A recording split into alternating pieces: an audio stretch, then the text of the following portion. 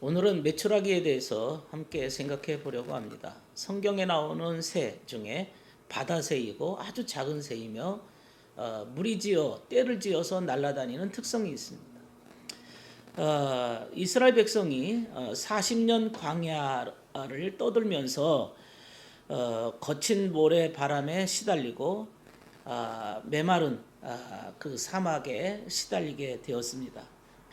그러나 그럼에도 그들은 하나님이 그들을 이끄시고 40년 광야 생활 동안에 먹을 것을 허락해 주셨고 불기둥과 구름기둥으로 그들을 인도해 주셨습니다. 하나님께서 그들을 이끄셨습니다. 그러나 이스라엘 백성들은 애굽의 고기가 생각이 나서 불평을 하기 시작합니다. 그리고 모세까지 가세해서 주님께 죽여달라고 조르기 시작했습니다. 이스라엘 백성들이 탐욕을 품을 때 민수기 11장 4절에 나오는 말씀인데 메추라기를 주셨고 또 재앙까지 허락해 주셨다, 이런 얘기입니다. 이 메추라기를 통해서 알 수 있는 것은 이스라엘 백성들이 탐욕과 세상적 기쁨, 세상적 쾌락에 이제는 목말라 있을 때 메추라기가 떨어졌다는 겁니다. 그래서 메추라기는 감각적 즐거움과 세상적 기쁨이 가득하다는 그런 뜻입니다. 한마디로 말하면 속사람의 기쁨이 아니라 겉사람의 기쁨입니다. 이건 속사람에 해당되는 그러한 종류가 아닙니다.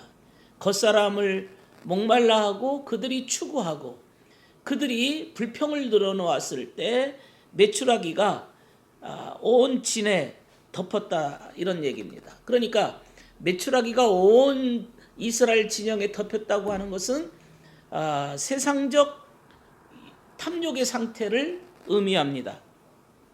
한마디로 이스라엘 백성들의 욕심이 가득했다는 얘기죠. 오늘날 사람들이 세상적 욕심과 세상적 쾌락을 추구하고 그것을 목말라하고 살아가는 겁니다.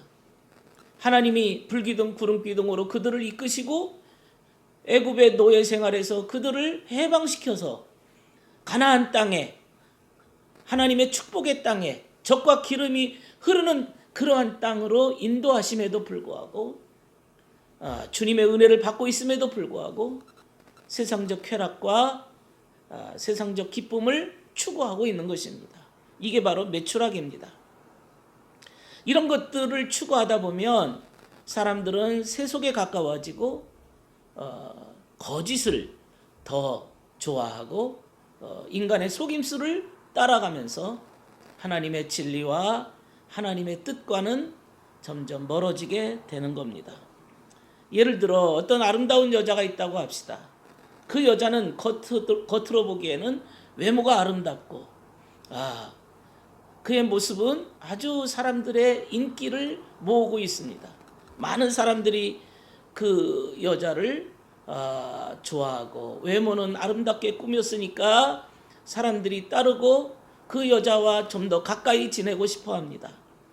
그러나 속에는 음란하고 속에서는 타락한 본성이 숨어 있다면 그 여자는 그 겉으로 나타난 포장된 그러한 외모의 아름다움이라고 하는 것은 마치 메추라기와 같은 세상적 즐거움 속에 빠졌다고 하는 것으로 얘기할 수가 있습니다.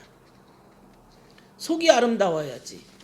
겉모습이 아름다우면 오늘 메추라기와 같은 세상적 쾌락과 즐거움에 빠진 상태라고 얘기할 수가 있습니다. 그 여인이 속이 변화되지 않으면 쾌락으로 물들어서 결국에는 그 쾌락 속에는 반드시 악이 들어가는 겁니다.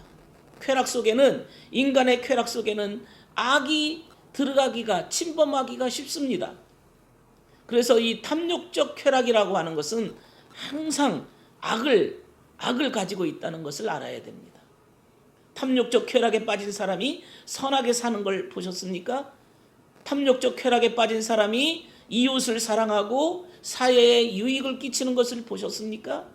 이상하게도 쾌락적 탐욕 속에 빠진 자들은 항상 자기중심적이고 이기적이고 아주 탐욕적으로 세상적인 욕심이 가득 차 있는 상태입니다. 예. 성경에는 만나와 메추라기를 대비시켜 놓았습니다. 메추라기는 만나와는 다릅니다. 만나는 하나님께서 내려주신 신령한 음식입니다. 그 음식은 매일매일 내려왔습니다. 이틀 동안 그것이 저장되어 있으면 그것은 썩어버리고 맙니다. 광야에는 이 만나를 쌓아둘 수가 없습니다. 마찬가지로 하늘의 음식은 그날 주님 앞에 그 공급을 받아야 됩니다. 한마디로 말하면 날마다 새로워져야 된다, 이런 의미입니다. 그런데 이스라엘 백성들이 이러한 만나에 신물이 났습니다. 은혜를 받았지만, 하나님의 가르침을 받지만 가르침이 달고 오묘하고 기쁘고 즐거운 것이 아니라 하나님의 가르침을 싫어하기 시작했습니다. 왜 그럴까요? 세속적인 탐욕이 있기 때문에 하나님의 가르침은 맛이 없는 겁니다. 반감을 갖게 되었습니다. 반면에 메추라기는 감각을 기쁘게 하고 자기 만족을 가져다주고 세속적 즐거움을 주기 때문에 메추라기를 추구하는 겁니다. 이 메추라기는 세속적인 바람이 세게 불어서 날아온 이스라엘 백성의 진영에 다 덮여버린 세속적 쾌락입니다. 이스라엘 백성들의 마음에 탐욕이 남아서 성급하게 깊이 빠르게 급속도로 쾌락으로 빠져버리게 된 겁니다. 이렇게 세상적 쾌락과 과도한 탐욕에 몰입하는 자들은, 메추라기와 같은 세상적 즐거움에 빠진 자들은 악한 영들이 그 냄새를 맡고 쫓아옵니다. 그리고 그 사람을 올가매어서 쾌락으로 점점 더 깊이 빠지도록 만들어버리고 맙니다.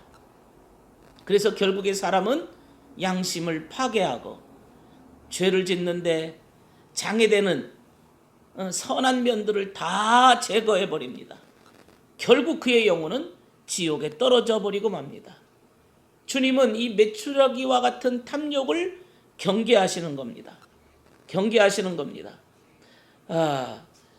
이렇게 메추라기를 주셨는데, 이 말은 메추라기가 오고 난 다음에 그들에게 재앙이 내렸다는 사실입니다.